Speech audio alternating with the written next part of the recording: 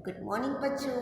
Class 9th में विज्ञान की क्लास में आप सबका स्वागत है। तो बच्चों आज हम करेंगे नया लेसन कार्य और ऊर्जा। हालांकि ये लेसन एग्ज़ाम में से 30% कोर्स में से निकाल दिया है, लेकिन बच्चों हमें समझना तो है ना, भले हम एग्ज़ाम में आए कि नहीं आए, क्योंकि यही वाला लेसन गतिज ऊर्जा, स्थित ऊर्जा और कार्य ये सब 10वीं में भी पूछा जाता है। तो अगर बच्चों आप 9वीं में सीखे गए होंगे तो आपको 10वीं में सीखने में आसानी होगी। तो आज हम सीखेंगे कि किसी वस्तु पर कार्य हुआ कब माना जाता है। जैसे देखो अभी मैं इधर बैठी हुई हूँ, एक ही जगह बैठी हुई हूँ, है ना। एक ही जगह अगर मैं बैठी हुई हूँ तो कार्य नहीं माना जाएगा। मैं भले चाहे कितना भी फाइल वर्क कर दूँ, कितने भी रजिस्टर पूरे कर दूँ, तो भौतिक विज्ञान की दृष्टि से मेरा कार्य नहीं माना गया। चाहे मैं ऑफिस में बैठी हूँ, पूरा दिन मैं काम कर रही हूँ, लेकिन मैं अपने स्थान से अगर हिल डुल नहीं रही हूँ, मैं अगर एक ही स्थिति में बैठी हुई हूँ तो कार्य नहीं माना जाएगा। तो कार्य कब माना जाएगा? तो कार्य होने के लिए 2 शर्तों का होना आवश्यक है। चलो हम समझे किन शर्तों का होना आवश्यक है। ठीक है, तो विज्ञान के दृष्टिकोण से कार्य तभी माना जाता है कि जब किसी वस्तु पर बल लगे या और वह विस्थापित हो। ठीक है, बल तो लगेगा, कोई डस्टर पड़ा है, लेकिन जब मैंने उसके ऊपर सपोज बल लगाया तो उसने अपनी दिशा बदली, विस्थापित हुआ, तब वह क्या माना जाएगा? वर्क हुआ, कार्य हुआ। तो कार्य करने के लिए 2 दशाओं का, 2 बातों का होना आवश्यक है। वो कौन सी 2 बातें हैं? वस्तु पर कोई बल लगना चाहिए और वस्तु विस्थापित होनी चाहिए। समझो एक पत्थर है, पड़ा है, लेकिन अगर मैंने उसको ऐसे फोर्स लगाया, बल लगाने की वजह से वो विस्थापित हुआ, तो क्या माना जाएगा? कार्य माना जाएगा। अतः किसी वस्तु पर लगने वाले बल द्वारा किया गया कार्य बल के परिणाम और बल की दिशा में चली गई दूरी के गुणनफल के बराबर होता है। ठीक है, अब जैसे देखो कार्य का सूत्र क्या है? कार्य का केवल परिणाम होता है, दिशा नहीं होती, इसलिए ये क्या होती है? कार्य की कोई दिशा नहीं होती, इसलिए ये अदिश राशि है। अब जैसे हम एक उदाहरण के द्वारा देख लेते हैं। मान लीजिए किसी वस्तु पर एक नियत बल F कार्य कर रहा है। कोई भी एक वस्तु है, डस्टर है, यहाँ समझो एक ये पेन है, जैसे है वैसे ही रही, लेकिन अगर मैंने बल लगाया तो ये आगे हुई। ठीक है, तो बल लगाने से उसने अपनी दिशा भी बदली और बल भी लगा। तो किसी वस्तु पर एक नियत बल कार्य करता है और वस्तु बल की दिशा में S दूरी विस्थापित होती है। मतलब पहले समझो ये वस्तु इधर थी, मैंने क्या किया? इसको धक्का लगाया तो यहाँ से यहाँ पर आई। ठीक है, तो क्या माना जाएगा? तब माना जाएगा कि कार्य है। तो कार्य यानी W वर्क बराबर बल गुणा विस्थापन, अर्थात W = F × S। ठीक है, F का मतलब क्या हुआ? बल, फोर्स लगाया। विस्थापन का मतलब क्या हुआ? डिस्प्लेसमेंट। आप S के बदले D भी लिख सकते हो। ठीक है, ओके। अब ये है, समझो हमने कोई भी एक ब्लॉक है, उसकी प्रारंभिक स्थिति है। ठीक है, पहले ऐसे ही पड़ा है तो हम मानेंगे कार्य नहीं हुआ। लेकिन अगर इसके ऊपर मैंने क्या लगाया? बल लगाया। क्या लगाया? बल लगाया। जैसे एक पेन है, पेन जैसी है वैसी ही रहेगी, लेकिन अगर मैं इसको ऐसे देखो, इधर है तो इधर रहेगी। अगर मैंने बल लगाया तो इधर आ गई। तो क्या हुआ? उसमें गति आई। किसमें? वस्तु में, और ये अंतिम स्थिति पे पहुंची। तो F बराबर कितना हुआ? 1 न्यूटन, और डिस्प्लेसमेंट कितना हुआ? 1 मीटर मान लो।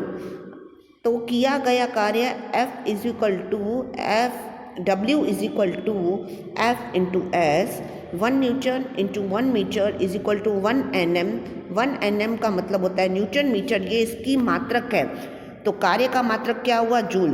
अतः 1 जूल किसी वस्तु पर किए गए कार्य की वह मात्रा है।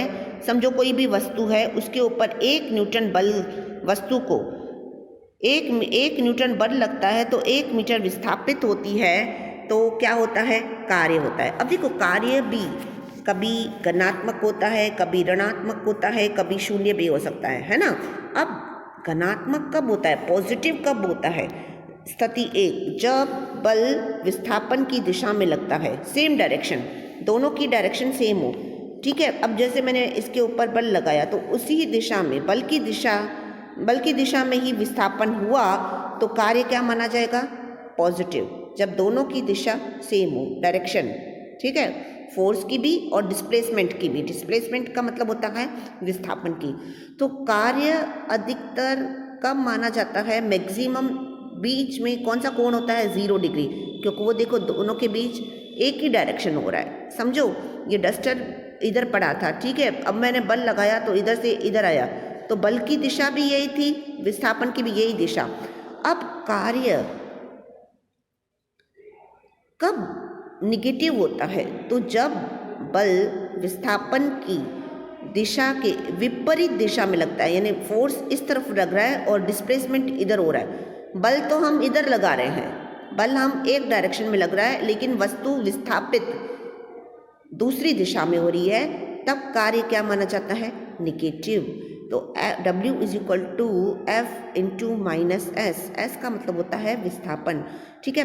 अब कार्य ऋणात्मक कब माना गया, जब इन दोनों के बीच देखो, एक ये इधर जा रहा है और एक ये इधर जा रहा है, ठीक है।